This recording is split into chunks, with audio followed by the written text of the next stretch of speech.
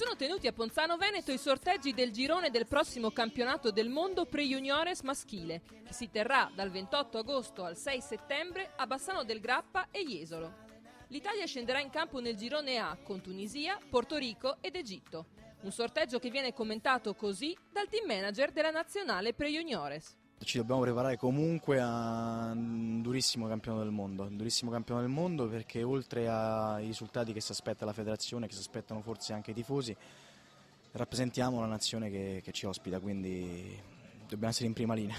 La Federazione Italiana Pallavolo, dopo l'assegnazione all'Italia della manifestazione, ha scelto il Veneto come sede dei mondiali. Secondo noi abbiamo scelto bene perché siamo andati in una regione che sa di volley, sa soprattutto di che cos'è il volley giovanili, quindi qui abbiamo analizzato i nostri dati, i statistici che abbiamo, sappiamo che nel Veneto c'è tanta pallavolo giovanile.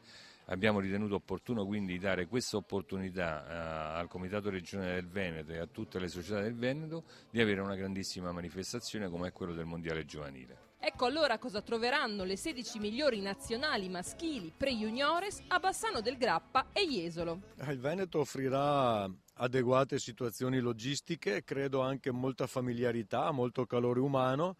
Sarà sicuramente un'organizzazione non tanto all'insegna delle grandi metropoli, di grandi alberghi, sarà un'organizzazione fatta molto bene, curata nei dettagli, dove cercheremo di dare alle 16 nazioni un po' di affetto, di calore, oltre che di professionalità e campi di gioco. I mondiali saranno un grande evento, non soltanto per la pallavolo, ma per tutto il movimento sportivo veneto. Noi abbiamo bisogno di questi eventi perché i nostri giovani devono amare sempre di più tutto il mondo dello sport. La pallavolo poi è un po' un fiore all'occhiello per il nostro movimento sportivo veneto e quindi sono segnali sempre positivi.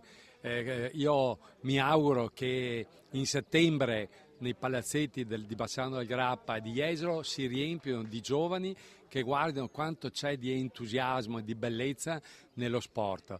Lo sport della pallavolo in particolare perché fa anche squadre, fa entusiasmo ed esiste anche quel modo di vivere a contatto con gli atleti. Per l'FIVB, la Federazione Internazionale della Pallavolo, era presente il delegato spagnolo Quintana, che ha diretto il sorteggio e che riconosce in Italia e Brasile i due maggiori poli pallavolistici del pianeta. Credo che la pallavolo all'Italia è la pallavolo del mondo. Posso dire che il Brasile dall'altra parte parla pallavolo, però credo che parla molto italiano también en brasileiro. I mondiali saranno un'occasione per entrare in contatto con culture diverse da quella europea. Nei sorteggi di Ponzano, ad esempio, era presente l'allenatore della nazionale iraniana, che ci racconta come sta la pallavolo in Iran.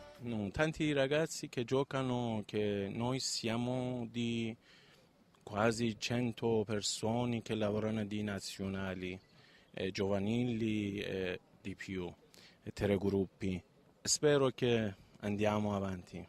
I mondiali pre-juniores maschili saranno un appuntamento perciò da non perdere, soprattutto perché quest'anno si disputeranno in Veneto. Questa manifestazione comincerà il 28 di agosto e finirà il 6 settembre, si giocherà a Bassano da Jesolo, 2 città molto gradevoli, 2 impianti molto belli, entrambi condizionati, quindi anche semplici da gestire e da visitare.